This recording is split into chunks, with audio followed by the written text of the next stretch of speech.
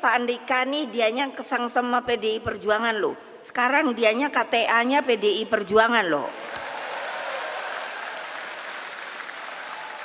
Asal jangan balelo aja kapan-kapan ya. Biarin dah kedengeran omong semua nih. Ai gawat deh.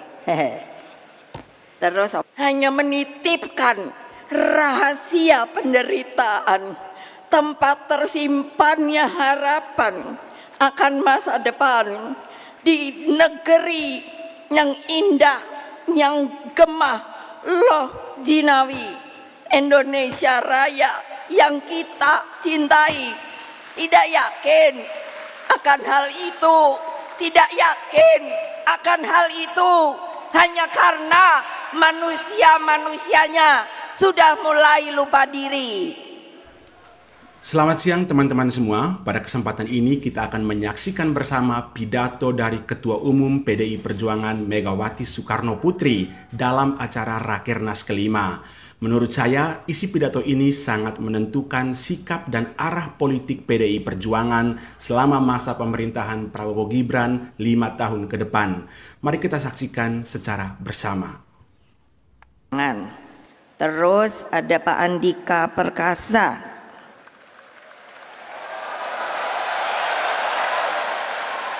Wah, kok ternyata banyak fans ya. Jadi agak curiga ya. Beliau tadinya kan Panglima TNI, Pak Muhammad Sobari. Gimana ya?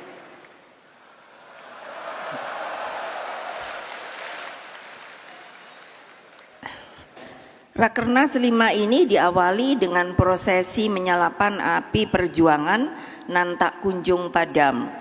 Karena begini, tadinya saya pikir ya, setelah sebetulnya belum selesai kan pileg pilpres itu. Lah kok banyak orang menangis ya. Jadi bagaimana ya mengangkatnya kembali. Jadi saya bilang pada Pak Sekjen, sudah ingatkan aja, kita punya api perjuangan nan tak kunjung padam. Nah, api inilah yang menjadi sumber semangat dan cahaya terang di dalam menghadapi kegelapan demokrasi. Dengannya, PDI Perjuangan terus memimpin pergerakan bangsa menuju cita-cita Indonesia Raya.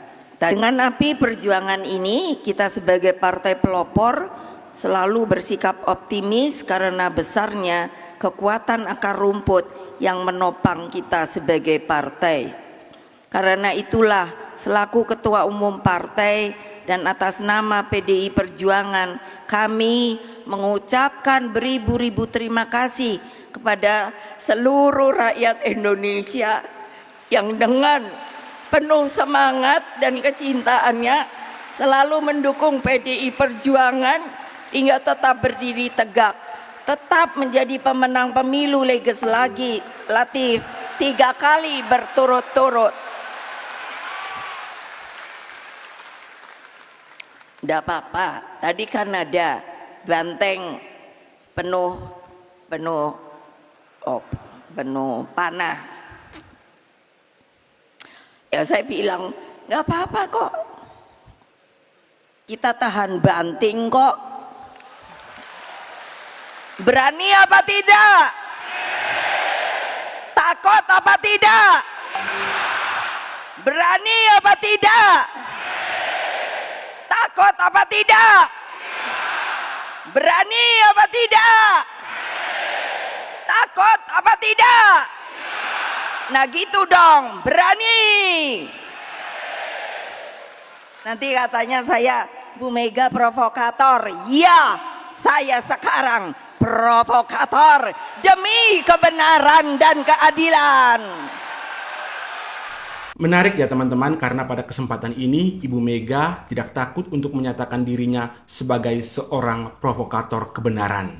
Kita tahu bahwa selama masa kampanye berlangsung, Ibu Mega memang cap kali mendapatkan tuduhan sebagai seorang provokator politik. Namun pada kesempatan ini ia menegaskan bahwa provokator yang dimaksudkan adalah menjadi provokator kebenaran. Ngerti kan?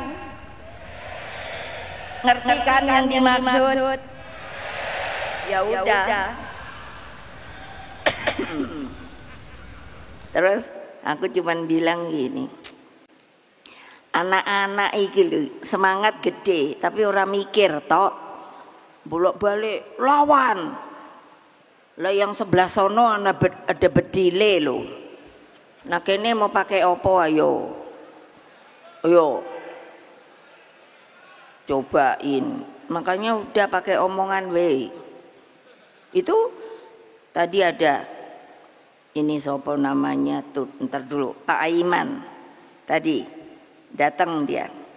Loh, orang ngomong kok malah terus dipanggil toh. Lah saya ya bilang loh. Loh, makanya ngapain takut? Lah saya bilang kok ini sama Pak Lauli Menko Kumham, kebetulan dari PDI Perjuangan. Saya bilang, awas lo ya, kamu Kumham lo. Kalau enggak belain rakyatmu, aku copot dah. Siapa menabur angin akan menuai badai. Ataupun, nah ini seperti yang Mas Butet judulnya, ekspresi milik gendong lali yang menjadi Butet perenungan sosok seniman Butet Kartarejasa. Apa sih saya pidato ini terhadap keseluruhan apa yang terjadi? PDI Perjuangan diajarkan oleh sejarah untuk percaya pada Satyam Eva Jayate bahwa kebenaran apapun juga, kapanpun juga pasti akan menang. Inilah tema sentral Rakernas kelima PDI Perjuangan. Hadirin sekalian, mungkin dipikir ibu tuh apa sih pakaian Sanskrit. Ini saya belajar sejarah loh. Saya dapat spirit ini itu ketika Raden Wijaya sedang dikuyok-kuyok pada akhir abad ke-13. Ternyata pejangan itu diberikan oleh seseorang. Kamu jangan putus asa. Bung Karno mengajarkan kepada kita bahwa kita harus punya yang namanya kesabaran revolusioner, bahwa kita terus bergerak, solid bergerak, terus maju terus, tidak pantang mundur. Untuk apa? Mencapai kemenangan. Untuk apa? Supaya rakyat bisa menjadi benar-benar mempunyai kedaulatan rakyatnya. Itulah tugas dari partai kita, PDI Perjuangan, saudara-saudara. Siapa yang tidak setuju, angkat tangan.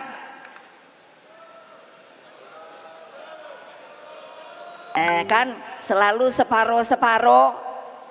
Siapa yang tidak setuju, angkat tangan.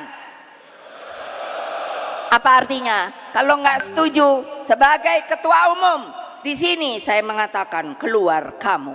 Tidak perlu ikut dengan partai kami, karena partai kami adalah partai yang mempunyai keteguhan dan kesabaran yang luar biasa. Siapa yang nggak mau ngikut? Ya iyalah, udahlah, nggak usah zona nyaman melulu.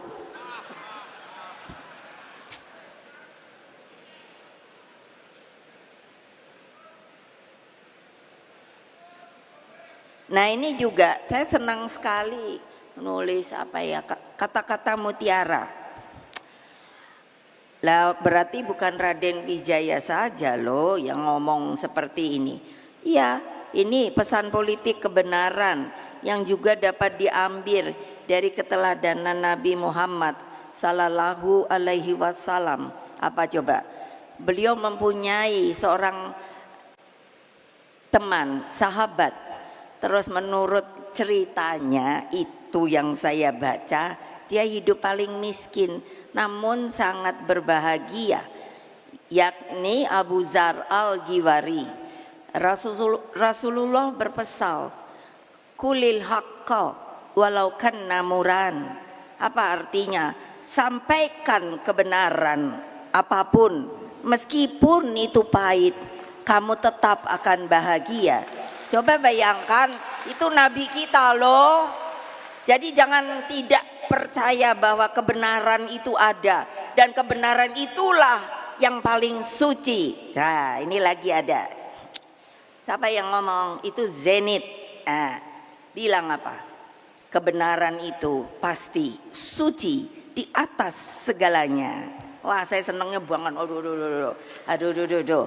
Apa yang saya omongkan pasti benar. Jadi mereka itu yang gak keruan-keruan itu pasti akan nanti terbakar oleh kebenaran yang nanti ada dari api Merapen yang kita ambil untuk menunjukkan bahwa ada api abadi yang membawa kebenaran, bahwa yang tidak benar itu akan terbakar. Keren kan? Keren. Iya, karena nggak ada yang berani ngomong kayak gini. Ya udah, mulutnya ibu aja yang ngomong. Alah iyalah. Nah gini, Siddhartha Gautama, ada 3 hal yang tidak bisa disembunyikan. Keren deh. Apa? Matahari, bulan, dan kebenaran. Aduh, seneng banget aku dengerin kayak gini-gini. Jadi kebenaran dalam politik inilah jalan terhormat yang kita pilih. Kita tidak pernah bergeser dalam keyakinan ideologis, termasuk keteguhan dalam menjaga konstitusi. Meski tubuh banteng moncong putih ini terluka di sana sini, tapi aumannya, gerangannya tetap terdengar ke seluruh Indonesia. Merdeka! Lihat kan ya, keren gak? Ada aja. Makanya kalau udah gak mau ikut PDI Perjuangan, out. Lo iya lo, kita nih tahan banting. Kenapa? Karena itu mereka tuh rakyat itu dari dulu sampai sekarang. Bu, kalau saya waktu anggota DPR, Bu, kapan ya Bu? Kan di Jawa Tengah. Jadi saya juga bisa bahasa Jawa kan. Bu, kapan Bu? Gusti Allah niku maringi Ratu Adil nggih. Lah nopo Pak? Ratu Adil tuh orang yang betul ngayomi, memberikan keadilan kesejahteraan bagi mereka.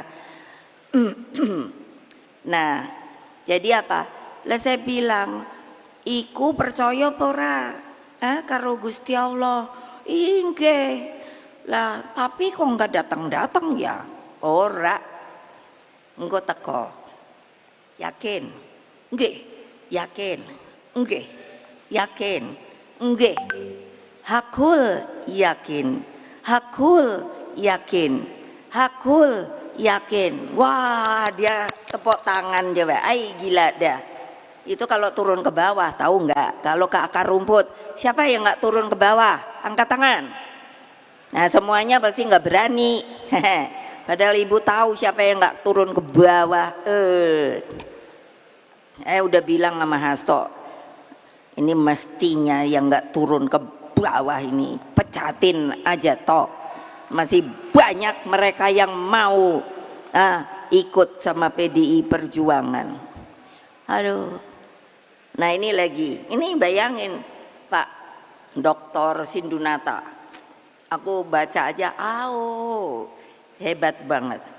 Ia hanya mau orang mengerti, harapannya adalah matahari dan jagonya adalah penderitaannya sendiri. Ia percaya Ratu Adilnya tak lain hanyalah manunggalnya penderitaan dan harapan. Laksana manunggaling kawula lan Gusti. Mereka wong cilik itu bukanlah kalah. Mereka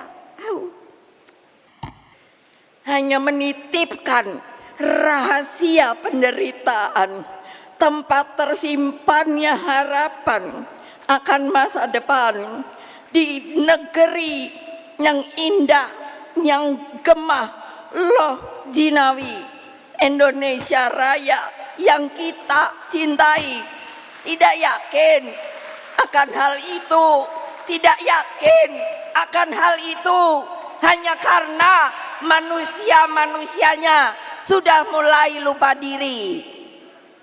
Bagi saya ini merupakan momen yang paling mengharukan dari pidato Ibu Mega saat membacakan pernyataan dari Sindunata tentang harapan rakyat akan kebenaran. Kita tahu bahwa kebenaran itu memiliki banyak versi yang berbeda. Bagi Ibu Mega, ia meyakini bahwa kebenaran sedang disembunyikan dalam Pilpres 2024. Tapi di sisi lain, di pihak Prabowo misalnya, mereka meyakini bahwa mereka sudah menang secara benar. Lalu apa tolok ukurnya? Menurut saya, waktulah yang akan menentukan siapa yang paling benar. Apakah kubu Ibu Mega atau kubunya Pak Prabowo dan Jokowi? Saudara-saudara sekalian, rakyat Indonesia yang saya cintai dan banggakan dengan tulus, ikhlas, sudah menjadi tugas sejarah kita untuk tidak pernah berhenti berjuang, mengangkat harkat dan martabat para petani, buruh, dan nelayan. Ini bukan hanya slogan, namun benar-benar menjadi basis keperpihakan partai. Saudara-saudara tahu enggak sih bahwa apa? Para petani kita, itu, mbak pergi deh, temuin deh, bahwa apa? Mereka itu sekarang karena enggak merasa anak-anak mudanya tidak bisa memberi harapan kehidupan, maka gak ada loh, mulai berkurang yang mau jadi petani. Yang ada adalah tua-tua. Lalu bagaimana kalau tidak ada makanan? Karena tidak ada yang mau membuat, yaitu pertanian dan lain sebagainya. Apa mau impor terus? Padahal importnya juga, negara pengimportnya itu bukannya juga nanti mikir, wah nanti kalau kekurangan gimana dong, gitu loh. Namun pengalaman juga mengajarkan bahwa sebagai partai politik kita tidak bisa luput dari kekurangan, terlebih ketika kita berada di pusat kekuasaan. 9 tahun telah dilalui dengan berbagai dinamika politik. Begitu banyak tarik menarik kepentingan terjadi, bahkan jabatan menteri pun yang ibu dengar nih sekarang ini sudah mulai pada rebutan deh.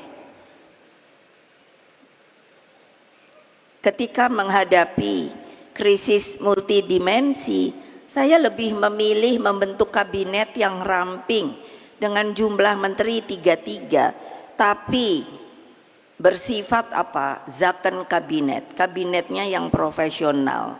Jadi benar, the right man in the right place. Terbukti krisis dapat diatasi dan seluruh hutang terutama dengan International Monetary Fund dapat dilunasi. Pertanyaan saya, ayo mikir, utang kita ini gimana cara bayarnya? Ayo mikir, mikir loh. Jangan enak-enakan tidur loh. Ayo ibu-ibu itu, kayak apa kalau terjadi? Gimana? Ya silakan. Di dalam mensikapi politik ke depan, sebagai partai yang memiliki sejarah panjang di dalam memperjuangkan demokrasi, kita tetap menempatkan penting adanya checks and balances. Bahwa demokrasi memang memerlukan kontrol dan penyeimbang. Namun kita juga tidak menafikan bahwa berpolitik mengandung esensi untuk selalu mendapatkan kekuasaan.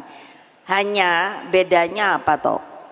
Yaitu strategi dan cara untuk mendapatkan kekuasaanlah yang membedakan kita dengan yang lainnya.